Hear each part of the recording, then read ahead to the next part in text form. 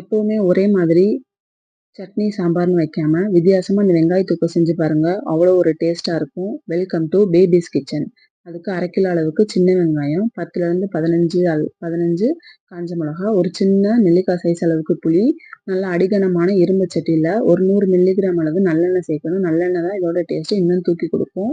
எண்ணெய் நல்லா சூடானதுக்கப்புறம் உரிச்சு வச்ச வெங்காயம், அது கூட காஞ்ச மிளகாய் எல்லாம் சேர்த்து நல்லா வதங்க விடலாம். வெங்காயம் வந்து நல்லா கண்ணாடி பதம் வரும் பாருங்க. அது வரைக்கும் கொஞ்சம் நல்லா வதங்க விடணும். இந்த வெங்காய சீசனில் இதை செஞ்சு வச்சுக்கிட்டீங்கன்னு சொன்னால் அவங்களுக்கு அவ்வளோ ஒரு யூஸ்ஃபுல்லாக இருக்கும். வெளியே வச்சிங்கன்னு சொன்னால் 10லேருந்து 15 நாள் வரைக்கும் கெட்டே போகாது. ஃப்ரிட்ஜில் ஸ்டோர் பண்ணிங்கன்னா 6 மாதம் வரைக்கும் அப்படியே இருக்கும். நீங்கள் தேவைக்கு ஏற்ற மாதிரி எடுத்து சூடு பண்ணிக்கலாம். மிக்ஸி ஜாரில் அந்த புளி, நம்ம வதக்கி வச்சுருந்த வெங்காயம், காஞ்ச மிளகாய், இது கூட நம்ம தேவைக்கு ஏற்ற மாதிரி உப்பு சேர்த்து ரொம்ப நைஸாகவும் இல்லாமல் ரொம்ப கொரகொரப்பாகவும் இல்லாமல் நல்லா ஒரு மீடியமான பக்குவத்தில் அரைச்சி எடுத்துக்கலாம். பாருங்கள். இதை வந்து அதே அந்த பாத்திரத்திலே நம்ம இன்னும் கொஞ்சம் எண்ணெய் சேர்த்துட்டு அந்த அரைச்சி வச்ச பேஸ்ட் அது கூட சேர்த்து நல்லா வதக்கலாம்.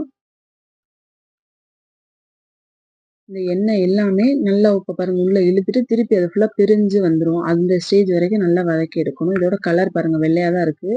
இன்னும் அது கலர் சேஞ்ச் ஆகி நல்லா டார்க் ரெட் கலரில் வந்துடும்.